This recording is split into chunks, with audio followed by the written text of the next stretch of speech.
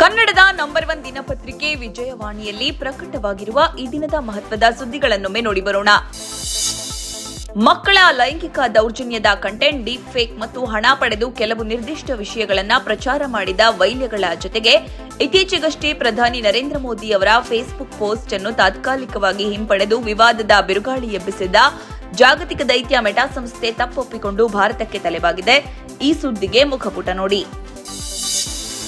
ರಾಜ್ಯದಲ್ಲಿ ಮತದಾರರ ಪಟ್ಟಿ ಪರಿಷ್ಕರಣೆ ಪ್ರಕ್ರಿಯೆ ವೇಗ ಪಡೆದುಕೊಂಡಿರುವ ನಡುವೆಯೇ ಮೃತಪಟ್ಟವರು, ಶಾಶ್ವತವಾಗಿ ಸ್ಥಳಾಂತರಗೊಂಡವರು ಹಾಗೂ ಬಿಎಲ್ಒಗಳ ಕಣ್ಣಿಗೆ ಬೀಳದವರ ಸಂಖ್ಯೆಯೂ ಹೆಚ್ಚುತ್ತಿದೆ. ಈ ಎಲ್ಲರನ್ನೂ ಸೇರಿಸಿದ್ರೆ ಸುಮಾರು 1 ಕೋಟಿಗೂ ಅಧಿಕ ಮತದಾರರ ಹೆಸರುಗಳನ್ನು ಕರಡು ಮತದಾರರ ಪಟ್ಟಿಯಿಂದ ಕೈಬಿಡುವ ಸಾಧ್ಯತೆ ಹೆಚ್ಚಾಗಿದೆ. ಈ ಸುದ್ದಿಗೆ ಇಂದಿನ ಸಂಚಿಕೆ ಓದಿ. ಅಖಿಲ ಭಾರತ ನಾಗರಿಕ ಸೇವೆ ಅಧಿಕಾರಿಗಳ ಮಾದರಿಯಲ್ಲಿ ಆಸ್ತಿ ಮತ್ತು ಹೊಣೆಗಾರಿಕೆ ವಿವರವನ್ನು ಆನ್ಲೈನ್ನಲ್ಲಿ ದಾಖಲಿಸುವಂತೆ ಎಲ್ಲ ಅಧಿಕಾರಿ ಸಿಬ್ಬಂದಿಗೆ ರಾಜ್ಯ ಸರ್ಕಾರ ಕಟಾಜ್ಞೆ ಹೊರಡಿಸಿದೆ. ಈ ಸುದ್ದಿಗೆ ವಿಜಯವಾಣಿ ಓದಿ.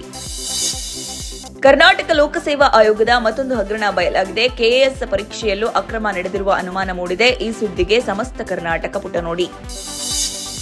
ಸಚಿವ ಸಂಪುಟ ವಿಸ್ತರಣೆ ಬಳಿಕ ರಾಜ್ಯ ಕಾಂಗ್ರೆಸ್ನಲ್ಲಿ ಭುಗಿಲೆದ್ದಿರುವ ಮಂತ್ರಿಗಿರಿ ವಂಚಿತ ಶಾಸಕರ ಆಕ್ರೋಶ ತಣಿಸುವ ಪ್ರಯತ್ನ ತೀವ್ರಗೊಂಡಿದೆ. ಸಿಎಂ ಡಿಕೆ ಶಿವಕುಮಾರ್, ರಾಜ್ಯ ಕಾಂಗ್ರೆಸ್ ಉಸ್ತುವಾರಿ ರಣದೀಪ್ ಸಿಂಗ್ ಸುರ್ಜೇವಾಲಾ ಜೊತೆಗೆ ಕೆಪಿಸಿಸಿ ಅಧ್ಯಕ್ಷ ಬಿಕೆ ಹರಿಪ್ರಸಾದ್ ಹಾಗೂ ಪ್ರಮುಖ ಸಚಿವರು ಅಖಾಡಕ್ಕಿಳಿದಿದ್ದಾರೆ. ಶಾಸಕರಾದ ಯಶವಂತರಾಯ ಪಾಟೀಲ್, ಗುಬ್ಬಿ ಶ್ರೀನಿವಾಸ್, ಬೇಳೂರು ಗೋಪಾಲಕೃಷ್ಣ ಸೇರಿ ಹಲವರ ಮನವೊಲಿಸುವಲ್ಲಿ ಕೈಪಡೆ ಯಶಸ್ವಿಯಾಗಿದೆ ಎಂದು ಹೇಳಲಾಗ್ತಾ ಇದೆ. ಈ ಸುದ್ದಿಗೆ ಇಂದಿನ ಸಂಚಿಕೆ ಓದಿ. ಶಾಸನ ಸಭೆಗಳಲ್ಲಿ 33% ಮಹಿಳಾ ಮೀಸಲಾತಿ ಜಾರಿ ಹಾಗೂ ಲೋಕಸಭಾ ಕ್ಷೇತ್ರಗಳ ಸಂಖ್ಯೆಯನ್ನ 816ಕ್ಕೆ ಏರಿಸುವ ಉದ್ದೇಶ ಹೊಂದಿರುವ ಮಹತ್ವದ ಸಂವಿಧಾನ ತಿದ್ದುಪಡಿ ಮಸೂದೆಯನ್ನು ಅಂಗೀಕರಿಸಲು ಕೇಂದ್ರ ಸರ್ಕಾರ ಹೊಸ ಪ್ರಯತ್ನ ಆರಂಭಿಸಿದೆ. ಈ ಸುದ್ದಿಗೆ ದೇಶ ವಿದೇಶ ಪುಟ ನೋಡಿ.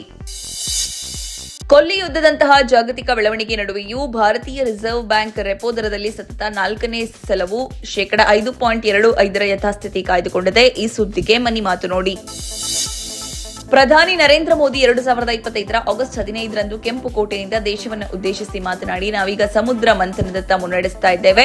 ಆಳವಾದ ನೀರಿನಡಿ ತೈಲ, ಅನಿಲ ನಿಕ್ಷೇಪಗಳನ್ನು ಹುಡುಕಲು ನಾವು ಮಿಷನ್ ಮೋಡ್ನಲ್ಲಿ ಕೆಲಸ ಮಾಡಲು ಬಯಸುತ್ತೇವೆ ಎಂದು ಘೋಷಿಸಿದ್ರು. ಈ ಸುದ್ದಿಗೆ ಚಿಂತನ ಪುಟ ನೋಡಿ.